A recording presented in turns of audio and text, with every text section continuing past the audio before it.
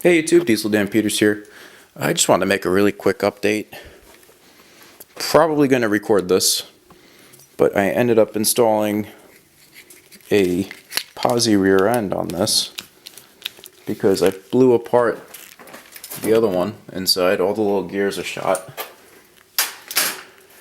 And in the process, I figured I might as well upgrade a few little things. So, brand new bulkheads.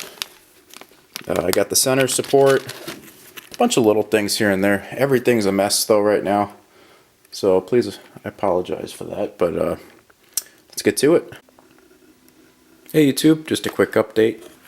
This is where I'm at right now. The transmission is not mounted, but I do have everything Loctited up so far. It's looking pretty stealthy, and we're going to keep going from here. And we have my dog over there. He's not too happy right now.